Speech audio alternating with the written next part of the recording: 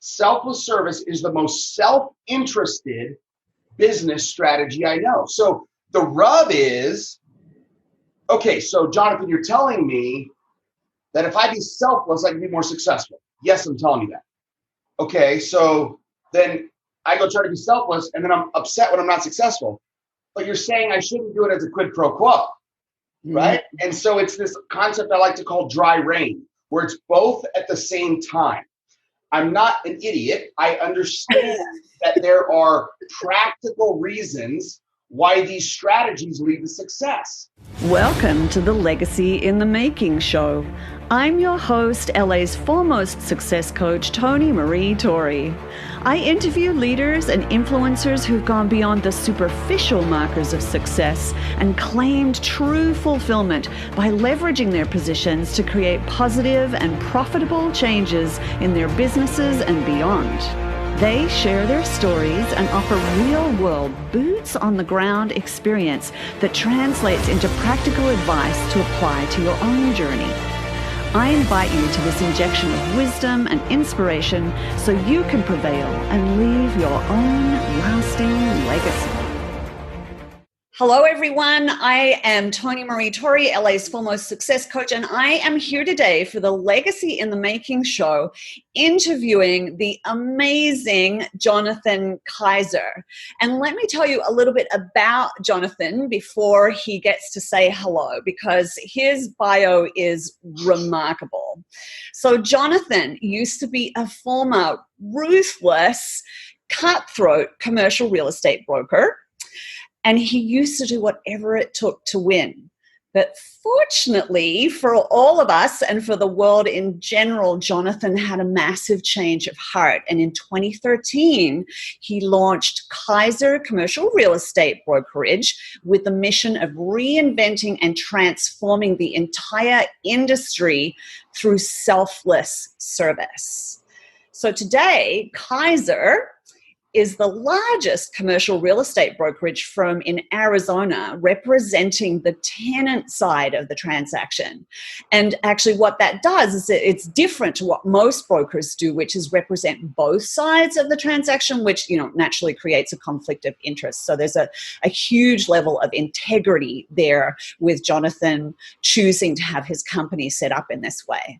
And as a result, Kaiser is one of the fastest growing brokerages in the country. And through his disruptive focus on selfless service, Jonathan is reshaping the industry. His firm represents thousands of companies globally and across multiple industries. He's also super passionate about helping others. He's a best-selling author, and I read this cover to cover. It's amazing. I learned so much. This is his book, Ruthless, for those that are just listening in. It's called You Don't Have to Be Ruthless to Win. Ruthless is dashed out because it's really about the selfless service component and the lessons that Jonathan has learned. He has set up his company based on 15 core principles that he created, and he's created a flat organization, which means that every member is a meaningful contributor, a productive disruptor, and, as he puts it, a family member. Jonathan he embodies selfless service as a leader, and I'm so excited to have him on here today for the Legacy Maker audience because he's such a great example. And then, Jonathan, the first thing I have to ask you about, I know you've got an amazing backstory, and one of the things that I find totally fascinating is that you spent some time in your childhood in Papua New Guinea. And my dad actually served in the Second World War in Papua New Guinea. So wow. I've heard lots of stories. One of the best ones was when he got stuck in quicksand and nearly drowned. So do you have any quicksand stories? I got a lot of stories from I bet. Guinea, but thanks for inviting me to be on. It's an honor to be here, and I appreciate all that you're doing in the world. Oh, thank you. Well, it is really exciting to be able to have a conversation with you. I really loved your book. It taught me some very important things and really caused me to take a look at myself and go, okay, when am I really genuinely being in service to others? And when am I going into service to others expecting, even if I'm not really admitting it to myself, expecting some kind of quid pro quo? Right. So tell us a little bit about your evolution into working out that was what it was that you wanted to do, and then the distinction between how you first kind of started out doing the selfless service and what it evolved into, because I think that's an important lesson for all of us in life. Yeah, sure. So like you mentioned, I was raised by people that had a huge heart for others, not only my immediate parents, but my extended family. They had a big heart for service to a lot of different communities. And my parents and my sister were in Papua New Guinea serving. And so I was raised with this mindset of helping others and putting others first. And when we came back, I came back from Papua New Guinea when I was in 7th grade. And I had this realization that all of a sudden I realized we were poor, and I had not had any of that kind of mindset before, because in Papua New Guinea everyone's poor, right? And so at an early age I decided I don't want to be poor. I want to do whatever it takes to be successful. And as I got into commercial real estate, I realized, hey, this is a way for me to be successful. But what I didn't like about it is I didn't like the ruthless, predatory nature of it. But again, I didn't want to be poor. And so I associated service with being broke, because that's what I learned that we were, being the way that I was raised. And so I became that ruthless broker because I thought that's what it took, and I wanted to be successful. But I was miserable, Tony, and I was misaligned with my core values, but I felt trapped because I didn't know a better way. Did you know what your core values were? Like, had you fully articulated your core values at that point in time, or was it more just an internal sort of feeling of discomfort that you were experiencing? It was that feeling of I was a slimy person. And being raised by people who were extraordinarily ethical, wouldn't dance anywhere near the line. And here I was living on the line and doing whatever it took to win. And so, so that's where I felt trapped, and I felt misaligned with my core values and how I was raised. And then 15 years ago, I went to a conference and a speaker starts talking about a different way of doing business. And I thought, could that be possible for me? Could I do that? And could I do that in commercial real estate? And could I do that in Arizona? And long story short, I decided to reinvent myself around that, which was a long, hard road. You don't just go from looking out for number one all the time and doing whatever it takes and stabbing people in the back to trying to just help everybody in the world. So it was an interesting transition, to be sure. Yeah, I bet that there were some growing pains, and that's totally understandable because you took on a belief at a pretty early age. Like you were saying, you were 8 when you suddenly came to the realization that your family was poor, and your young mind made that connection between poor and the selfless service, generosity type culture and environment that you were raised in. So yes. There's a lot of undoing that we oftentimes have to do in order to be able to really step into our full purpose and power. Yeah, and I love that you just said that, because that's I think the hardest part. Yeah, exactly. It's the part that no one wants to do. Because it requires the most self-discovery and reinvention. For me, what I came back and I started doing was I started trying to find ways to help people. But like you read in my book, it was without me even knowing it, I was blind to the fact that I was still doing it to manipulate. So in my mind, I was thinking, okay, I like this thing where instead of trying to screw everybody over for my own benefit, I try to help as many people as possible.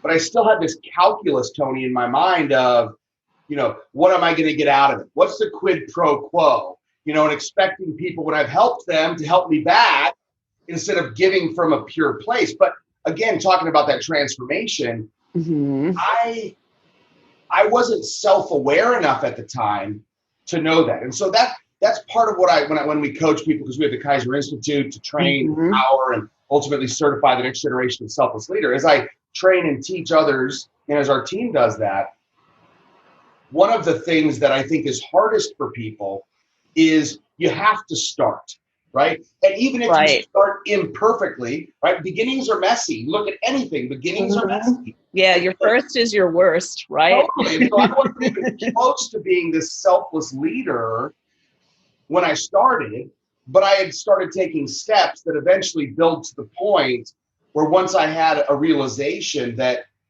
oh, wow, I'm doing these actions that look selfless, but inside I'm doing them for the wrong motives. I don't like that. That's ugly. I just want to do it for the right reasons. Once I did that, that's when it all took off. And I went from, imagine, here I am, a partner at a commercial real estate firm, right? Successful, making money. And now I decide that I'm going to reinvent myself and I'm not going to do anything sales related. And I'm just going to go help everybody in the community. I become like a free community concierge. People are thinking I bumped my head. What the hell? Right. That was what I was just going to say. People might have actually thought you were certifiable at Yes. point. Yes. It's like, why ruin a good thing? But I think that a lot of what you're talking about here is one of the distinctions that I call out to people is the difference between the superficial markers of success and true, genuine success that does come from operating from your core principles. Yeah. Agree completely. I just want to share one little thing because it really sparked a thought in me, what it was that you were sharing about that whole, but wait, I'm helping people, but I'm expecting this kind of quid pro quo. I've had clients that are dealing with that. And then I've also had clients that are giving out so much and not feeling that there's any receiving going on at all. And so one of the things that I like to talk to them about is like the understanding of, the infinity sign, right? The infinity sign is a balanced flow between both sides. And so sometimes we end up feeling like we've got a teeny tiny side and a great big side. And I think a lot of that's to do with the fact that we're actually not always recognizing, because we're expecting a kind of a one-to-one transaction, and we also have an internal timeline from when we do something and when we expect to receive a reward, that we see it as this tiny side of us, kind of us doing all the giving and then a tiny side of receiving. But it's never like that, is it? Like, it really does, when you genuinely do it and you don't have an expectation and you don't have a timeline for when or how or what form that reward is going to come back in, that's when you really get to experience and live in that balanced flow of that infinity sign. Yeah, that hits an interesting point, which is, for me, this methodology, this philosophy, this way of being, this way of doing business is very naturally intuitive to most people. What do I mean by that? Well, we all already know how to do this. We know how to love, we know how to serve, we do it with our families, we do it with our friends, we do it in our communities. And then all of a sudden we have this mindset where when we get into business, all of a sudden it's like, you leave all that at the door, and now we got to go fight for number one and win, win, win. And I just think there's a different philosophy. And to your point about the arc, the infinity arc, the reason why most people don't do business this way, I'm convinced, is because, number one, the timeline comment is 100% true. They're expecting instant, and it's not that, right? This is the long game. So when people come to me and they say, hey, I want to be like you, I want to be a selfless leader. And I said, do you really? Because the path to that is less fun than maybe you realize, because you reinvent yourself. And two, there's a lag, there's a delay. And so if you're looking for a instant gratification play, tune out of this, podcast today. But if you're looking for something that's truly sustainable, and you're looking for long-term, truly sustainable success, to me, the greatest way to do that is through selfless service. And the success that we've had in building a company around it has been nothing short of extraordinary. So back to my story. So here I am. I come back to my firm. I'm like, hey, I got this new idea. I'm going to go do this. Everybody's kind of like, okay, that's nice. Let's see if this works. It took me, Tony, 5 years to reinvent myself. In the meantime, I went broke. Everybody lost faith in me. So there's also this like, there's kind of community pressure too. If you're doing something different and people are like, well, maybe, I heard so many times, Jonathan, you're smart. You work hard. Like maybe this isn't the right strategy. So you also have to be really, really committed to self-transformation. Because if I wasn't that, I would never be where I'm at today. I would never have gotten here, and I wouldn't have had the staying power to continue when it seemed like from the outside looking in that I was maybe partially insane. Yeah, I can totally relate to that. Did you go through kind of a dark night of the soul? Like, was there a point where there was a pit where you really started wondering whether maybe you should go back to your old ways? Yeah, I think there was probably dozens of those. You start to question your sanity, but fortunately I'm either really stubborn or something. I just refused to quit. And I think part of it, Tony, was I could feel it, right? I could feel that the good I was doing, like everybody I sat down with, I'd ask one question: how can I help you? And then I would try not to leave that interaction until I got 3 things that were definitive ways that I can help that person that had nothing to do with me. Sometimes it was sending them a book. Sometimes I was making an introduction for them. Sometimes it was helping them with a personal matter. Whatever it was, I just tried to serve, asking for nothing in return. And so if you think about it over time, hundreds and thousands of these individual acts of service later, people appreciate, like most people in business are trying to get. So you differentiate dramatically by just trying to give. And what that does is it unlocks relationships in ways that you'd never really realize are possible. So we have people that fight to get our firm, they'll work for a company and they'll say, I've had people say, you don't hire Kaiser to negotiate our office lease, and I quit. And I'm like, whoa, you don't have to do that. That's how adamant people are, because they so appreciate what we've done for them. So for me, the really interesting part was, as I went through this dark night period, and it wasn't just one, once I started to get referrals, that was the cool part. It's like, oh my gosh, this is actually working. And the more referrals I got, the more that helped me connect with other people. And it just turned into this hockey stick where I went from laughing stock in the company to top producer. And now I had a new problem. Right? My new problem was, here I am trying to scale a selfless service mindset within an industry and an organization that didn't directly reflect those values. And so it became more and more misaligned until my epiphany moment in 2012, where I'm, Sedona, Arizona is a great place for epiphany. Isn't it though? Yeah. I've had my share of epiphanies there. I want to pause you for a moment though, Jonathan, before we move on, because I actually want to give you a testimonial, having been on the receiving end of experiencing your selfless service. And, we spoke, and next thing I know, your amazing book is in the mail for me. And that came, I will make sure in the show notes, everyone, that I put the video link to me opening the book, because that was an experience within itself. Like, I will never forget you as a result of this, right? I just won't. Like, you're so in my heart and mind now.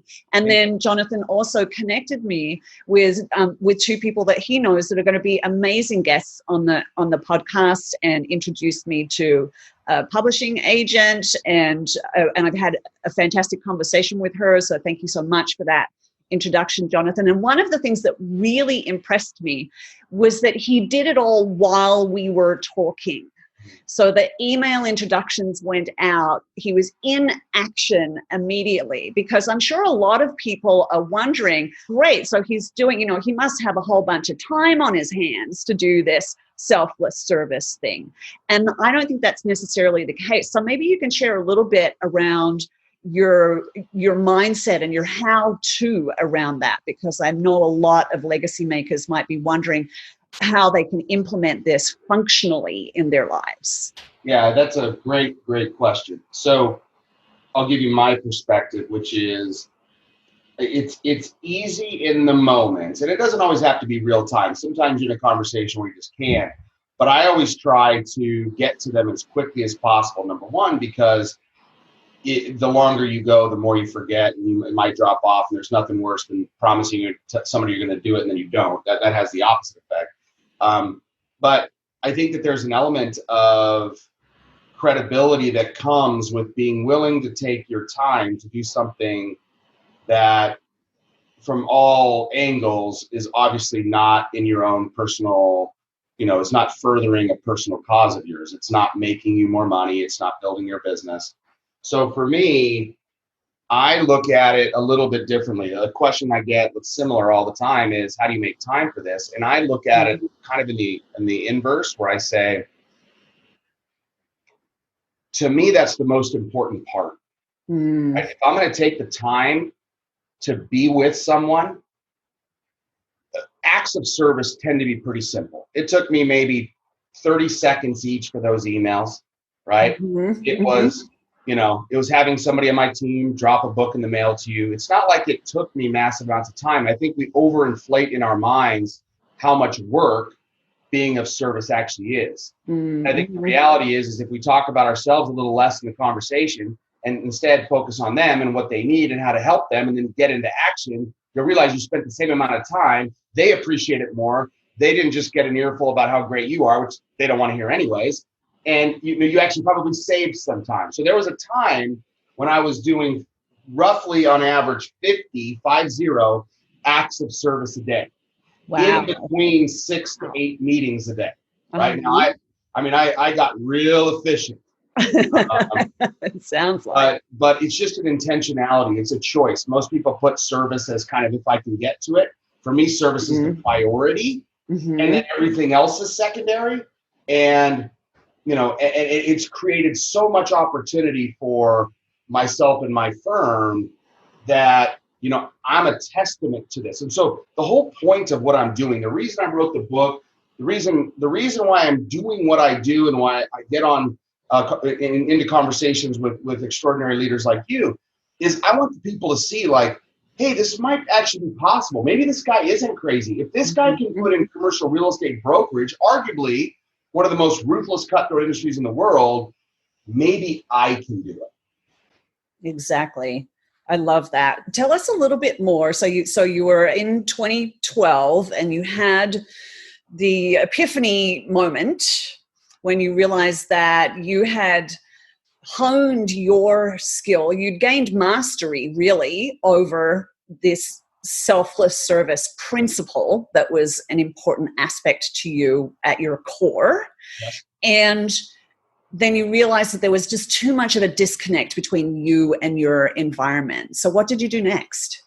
Well, when I was sitting there in Sedona staring at the mountains in this perfect idyllic setting, like I'm in the spa, there's nobody around, it's early in the morning, I got snow coming down on my head, I'm standing in the hot tub or whatever you call it, the jacuzzi, and just hits me. It's like you're thinking too small. What if you could actually teach other people how to do what you've done? And what if you could grow an entire organization around this? And my first thought was, well, I'm not an entrepreneur, I'm just a commercial real estate broker. I don't know anything about that.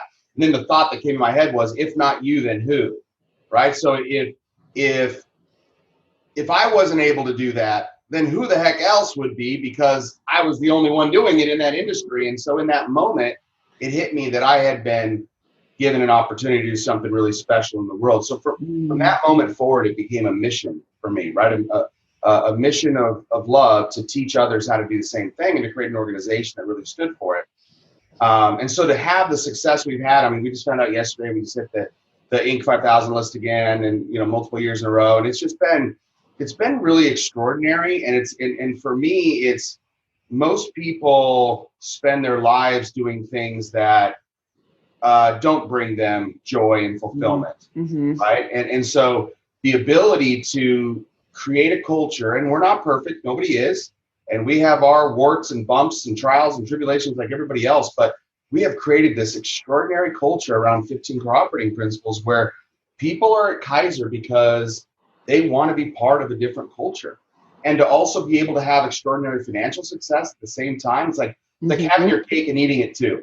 I loved in the book when you talked about the fact that you've created this culture where feedback is a safe thing to give, and that you needed to do some personal work within yourself and understand like how our brains, none of us really, like our brains automatically go to rejecting feedback. It's a primal mechanism, and we really need to be able to activate our prefrontal cortex and have a lot of control of our mind in order to not go into that reactive place and receive feedback. Tell us a little bit more about that. Well, for me, I think that's one of the most important parts. So one of our principles, principle 12, is we're 100% coachable. We do not resist feedback. We're never defensive, and we look deep within ourselves to identify where criticism could even be partially true. We find great value in the perspective of others, and we're fully committed to the consensus of the team. So for us, that means part of being able to be a selfless leader is the willingness to allow yourself to be given pure feedback. And that's not always easy, because for people to tell you the truth stings, because most of the time you don't realize it. So I think I write this in the book. My drug of choice is now being told things that I don't see that suck about myself. And while there's this sheepish feeling inside and almost like an embarrassment, and the arguments well up onto why I'm right and all that stuff, there is something so beautiful about people being able to have pure, candid, authentic conversations, and what it does for our people. Every member of Kaiser, like right before this meeting that I have with you right now, I was on the phone with one of our youngest people, right? He just started in February. He was an intern. Now he's got a full-time role. He was telling me how happy he is. But I mean, I had a one-on-one with him for an hour, and part of my question to him is, what can I be doing better to help you? You know, so it's another example of service where if you care enough about the people on the other side, right, then it's a natural thing. The hardest part about my methodology that I teach, this idea of selfless service, is that you actually have to live it. And if you're a leader, you actually have to live it even more, right? Because people are watching you. And so the reason why I think this is hard for people is because they want the benefits of selfless leadership without the vulnerability, the transparency, and the coachability that comes along with it. Yes, I think that's really true. And I love what you're saying around the vulnerability piece, because the truth is that vulnerability creates connection. Right. And whenever we are actually willing to lay ourselves bare and take a few arrows, because oftentimes it really does feel like that, it actually does create connection. And what I can tell from your book and from the stories in the book is that you've created a culture that is very safe for people. I talk with my clients about this. These sound like soft skills, but they're not. They're money-making skills. They're performance-oriented skills.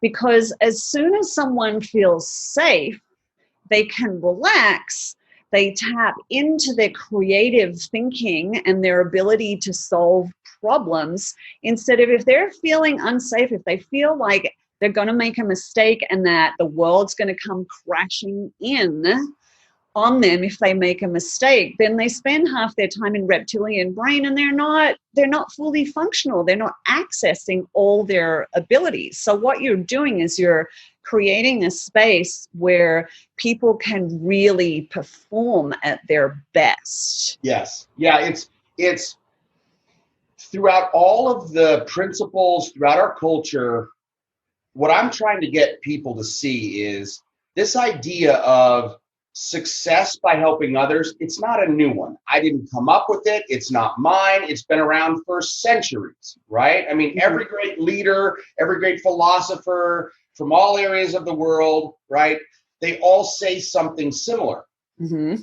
The question is, okay, so if that's the case, why is it not reality? And I believe it's because people don't know how, and they don't believe it's possible. They lose faith because they don't see a better way, and they're so used to being trampled that they don't see a viable alternative. So the whole thing about the culture is, I'm not going out to the world and saying, hey, be selfless because it's the right thing to do. Like, everybody already knows that. You're either Right. selfless or you're not. And what I'm trying to align for people is you can have success, financial success, through selfless service. So I'm trying to connect these dots, which for people kind of makes them scratch their head a little bit. So when I say it, when I give these keynotes, I'll say, selfless service is selfish. And then I'll just pause.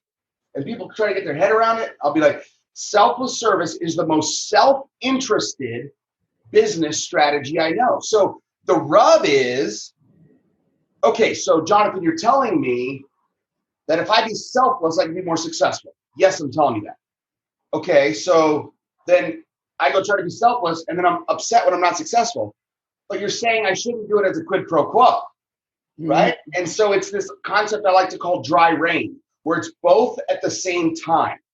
I'm not an idiot. I understand that there are practical reasons why these strategies lead to success. And what I'm trying to show people is I'm doing it not because of that, but I'm doing that with an awareness of that's what occurs. You can't outgive the universe. You can't outgive people, right? And so at some level, I'm in the love of the service, but I also understand that that leads to this. And so when you think about all the things that we do in our company, they all have both things. They're all strategically smart, but they come from a heartfelt place of, this is the best way to do things. Does that make sense?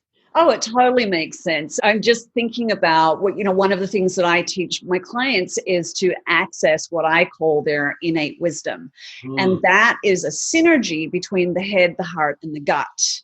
And what you're really talking about here, I mean, you didn't name the gut, but I know it's part of what's going on for you because there's an instinctive component associated with it. And, the gut also is the home of us understanding, where our courage is. And there's no doubt that you have exhibited massive courage as you've gone through this journey. So I know that you, Jonathan, are activating all three thinking centers, and probably most of your people are too, or they're evolving into it. They're learning to do it.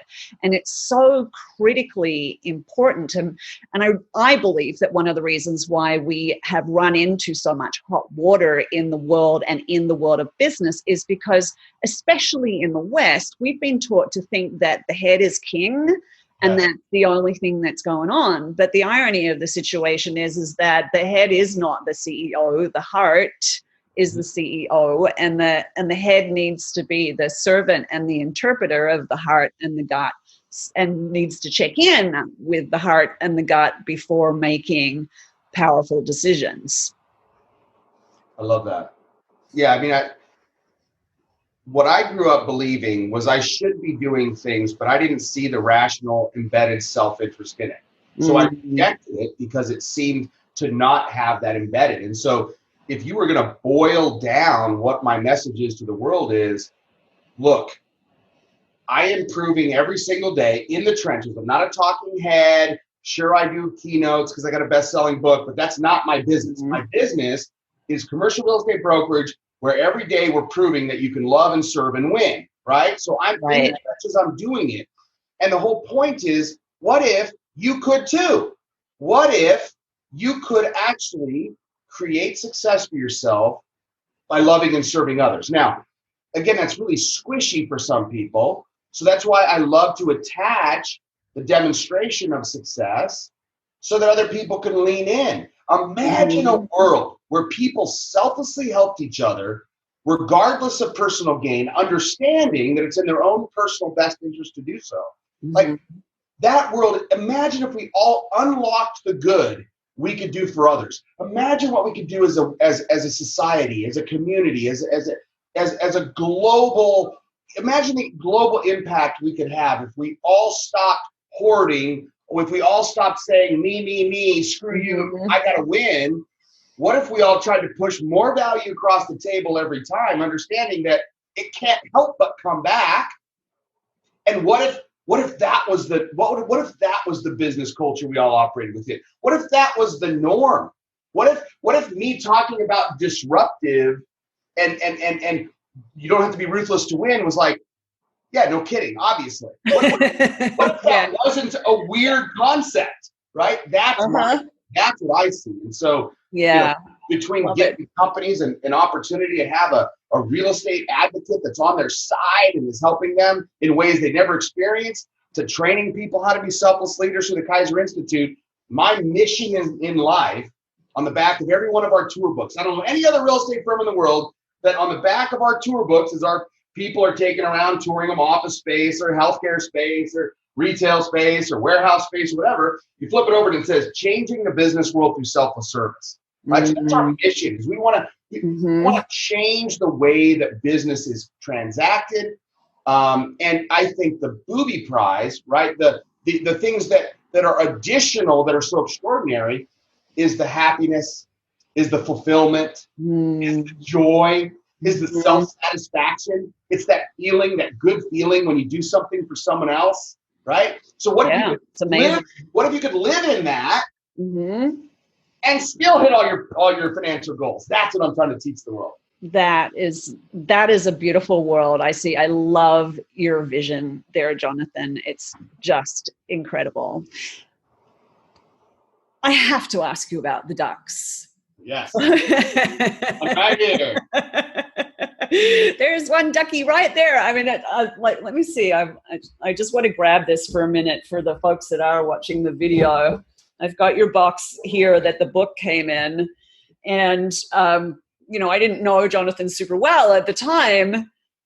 And so the book comes in this beautiful box, and then it's also inside this bag. And I'm like, what's the duck about? And it's not, for those that are listening and not seeing, it's definitely the silhouette of a rubber ducky duck, like not some kind of flock of ducks in flight or anything like that. It's a full-on rubber ducky. And I'm like, it made me laugh, of course, because there's just so much humor in it without even knowing the meaning. So let me ask you, what's the meaning of the rubber duckies? Sure. So the rubber ducky has become this iconic thing within Kaiser, where if you even looked at I have a whole jar of them, bucket of them. We've become a little obsessed, but it started out pretty simply. We were in our very first office space, shared space, and somebody left a rubber duck behind, and we started throwing it at each other. And it just became this thing where over time, what I realized is that the duck represented so many of the things that were true about the Kaiser culture, right? If you think about it, right, a duck looks chill on the outside, and then underneath their legs are pumping. You think about the teamwork that ducks have to do when they're in flight. You think about the amount of effort it takes for a duck to take off from the water. That's similar to what it takes to win and being a selfless service champion.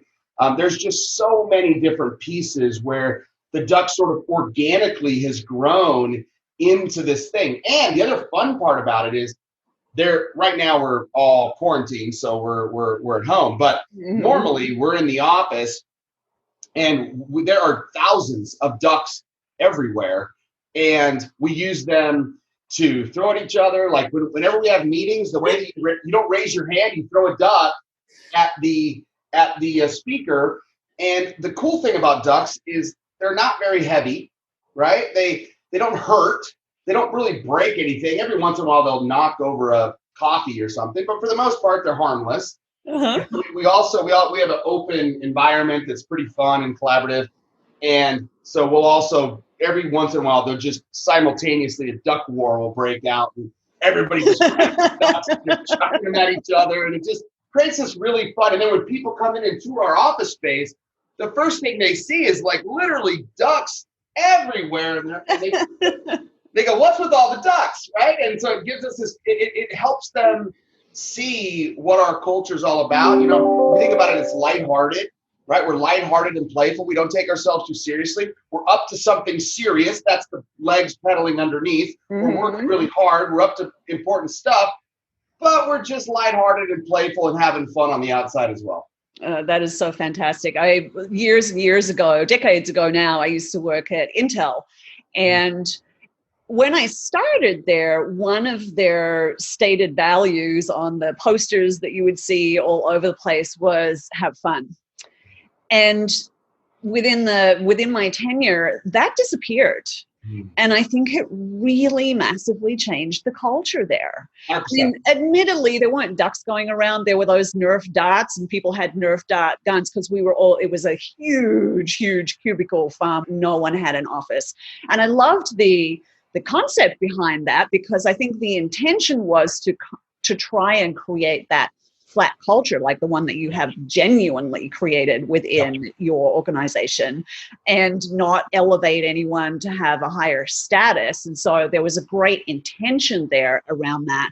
It didn't play out in reality. And then, you know, people got their Nerf guns and got a little too overly enthusiastic. And the next thing you know, fun is off the agenda. I really appreciate you saying that, because there is, or principle 9 for us is we have fun with what we do, with the members of the team, right? This is a mission we're thrilled to be a part of, and we won't take on a client unless it is fun for everyone. Nothing is we're sacrificing our happiness over, and so we're lighthearted and playful in all that we do. So for us, having fun and being silly and lighthearted, you know, most people are so dead serious about what they're up to and they're stressed out. It's like, that's not an optimum state of performance either, right? To your point about being safe, if people feel safe, you know, one of our principles is we never punish mistakes, right? So people can feel safe to make a mistake. Now, recurring mistakes, that's a different issue. But a genuine mistake, you know, it is something where, you know, we high five and go, good, you learned from it, right? Yes, good, move on, next, awesome. So there's an element of, in a safe environment, where you're not looking over your shoulder all the time, wondering who's about to stab you in the back, spending probably over 50% of your time in self-preservation in a corporate environment versus true value creation or production. So if you're safe, if you're up for something that scratches the itch of being, you know, bigger than just, you know, people don't have a mission anymore. So I've given people a mission. We're going to change the world. So now, you know, now they have something that's bigger than themselves that they can live into, be a part of a team that's doing it. And then, you know, not that we're not very serious when we need to be, but like, we're a playful bunch. We talk a lot of trash and we have fun, and it gives this levity that people need. And I think it's especially important in today's environment, Tony, when you see, you know, the mental pain and the mental trauma.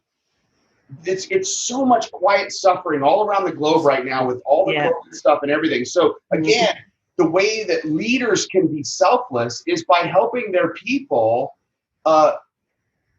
breathe easier, taking the stress off, you know, like helping them just live happily gets way more production out of people than most people realize. Yeah, I totally agree with you. And yes, that quiet desperation that I think is going on.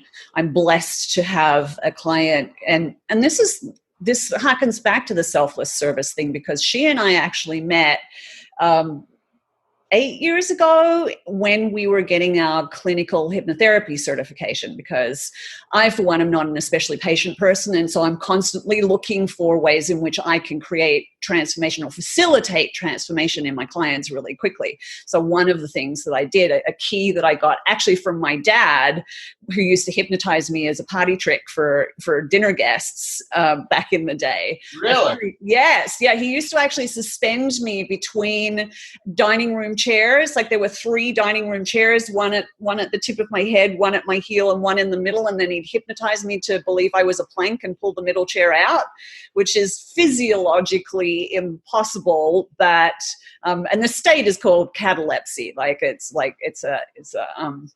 It is something that we can do, but you know, it doesn't seem like it's something that we can do. So I knew about the power of hypnosis, and I actually resisted doing it for a really long time because I'm like, I've got these zillion certifications and I've already spent so much money.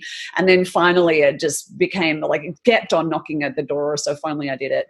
But I met this woman, and she is a therapist, and sort of evolved into that over the years that we knew each other. And so now she's building this amazing therapy practice in the Bay Area where she's really helping people through this.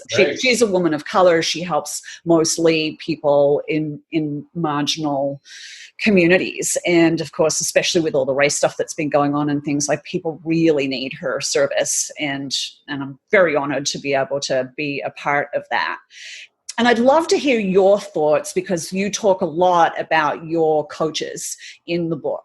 What are your thoughts around the value of coaching? This is, I have to admit, a slightly vested interest question, because I deal with the frustration of people not always recognizing that it's such a critical part for them to do. I personally constantly hire coaches for myself, and it's made a massive difference in my own personal development and evolution, and it has impacted the bottom line. And so I'd love to hear what you have to say about that and the influence that your coaches have had on you over the years. Yeah, I could do an entire conversation with you. So number one, I wouldn't be here without them. I think people have this idea of coaches, and I think it's gotten better more recently where it's more accepted, but I think people still have this idea that you only need a coach or a therapist or whoever if you're broken. And so they're like, well, I'm fine, I don't need anything. If you think about it, Michael Jordan had a shooting coach, and Michael Jordan was the best basketball player in the world. And he's still a shooting coach, not because he didn't know how to shoot, but because he wanted to be the very best. So I think that's the mindset. Is for me, a coach, and I have an extraordinary coach. His name is Steve Hardison, and he's an extraordinary man. And what he helps me do he's helped me in so many different ways, but the big thing that he helps me do on a regular basis is remember who I am, remember what I'm capable of, and keep me from thinking small. And so just staying in that constant state, and through that helps me identify the things that are getting in my way, that are keeping me from achieving my objectives. He's also helped me create an extraordinarily peaceful state of mind. So I live very peacefully, and I have a chaotic world that's all around me. But for me, everything is a gift. Everything that happens is being done for me, not to me. And all of that kind of self-actualization, realization, is it possible to do on your own? Yeah, of course, people do. But to have someone who's very intuitive, that knows how to help people break through their own barriers. I mean, who I bring to a meeting, who I bring to a conversation determines what value is created out of that conversation. So every time I upgrade myself, all my future interactions become more profitable, more lucrative, more beneficial, right? And so if I'm a constant work in progress, upgrade, right? If I'm Jonathan Kaiser 2020, and then tomorrow I'm 2021, there provides me with the momentum and the directional stick-to-itiveness to keep myself moving towards my goal, whereas most people get derailed, get sidetracked, get discouraged, and so there's also a singularity of what are we going to do? What's possible for us in the world? How do we step powerfully into that? Steve also has taught me about my self-declarations. I call them my I am statements, right? So every single day I do my I am statements and I create them powerfully. And so it helps me rewire my brain away from so many of the things that I grew up believing about myself, these limiting beliefs that I had. And what I believe is I declare who I am. I decide who I am. And the more that I create that for myself and have other people hold me accountable to that, the more that becomes my reality. And then all of a sudden one day I wake up, I'm like, wow, that used to seem like a stretch. Like back in the day, my very first one was, I am pure selfless service. And I chuckled at the time because it's like I was the opposite of that. But the more I declared that, the more that it seemed possible for my brain, the more that I commanded my brain to become that, the more that I became that. And today, it's become a reality that I don't even question. That was an intentional creation. So things like that where this is the only life we get, right, Tony? We only get one shot at this. So I want to, the very best I could do, I want to have people that hold me accountable. So everybody's my coach. I ask everyone, tell me where I can improve, right? After this phone call, I'll say, what can I do better? How can I better serve you? Everything for me is like that because if I'm open and coachable and I allow people to coach me, I'm just going to keep getting better. I love everything that you were saying there. And one of the things that I think is really critical about what you were saying, and having had the honor of working with clients over extended periods of time, is the holding the vision, like having the coach hold the vision for you. And I know that's super important. There have been so many times where I've gone through my own various dark nights of the soul and wondered whether this is what I should continue to do. And when someone goes, no, like I see that, I know, like I see that possibility for you. I know that this is who you are, and I will hold that for you and believe that for you even when you can't. Like that is such a profound experience I find from my own self, and it feels like such a gift as a coach when I can give that to my clients. Jonathan, and the accountability part, right? You provide an accountability layer so it helps them not forget. Yes, accountability is so important. And the good news is that I think when we first started out with the whole coaching thing, I mean, I think about like the old football coaches of old that you see in the movies where they're essentially abusive to the players, right? Like the old school accountability was harsh and people shy away from it. But there is a new way.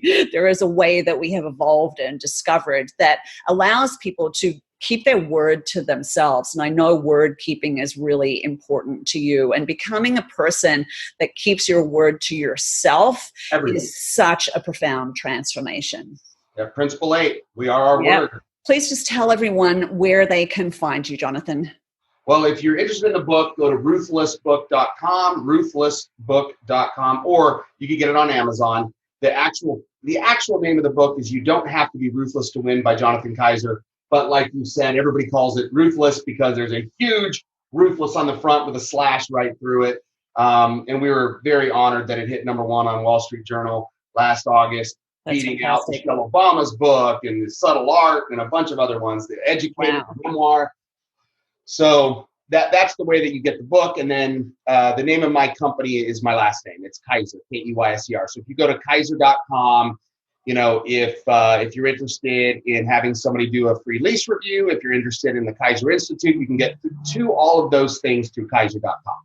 That's fantastic. Yep. Yes, exactly. Thank you for having me on. I am honored to be a part of it. Thank you for the good you're doing in the world. If I can help you or anybody on this phone call in any way, I'm happy to do so. You've been an amazing guest. Thank you. Thank you. I'm glad you tuned in to the Legacy in the Making show. If you're genuinely interested in creating positive change in your business or your life, or on a more global scale, I invite you to connect with me at tonymaree.com. That's Tony with a Y, Maree with 2 E's. When you get there, you'll find the Path to Purpose Master Plan, the truly brilliant method to make sure you're clear on why you're here. This is the absolute critical foundation to honing your instincts and leaving a legacy you'll be proud of. You can also find out about the Innate Wisdom Business Council, which is an opportunity to evolve your vision in the company of like-minded leaders, and much, much more. Thanks for listening. Remember to subscribe to the podcast, and we'll see you next time.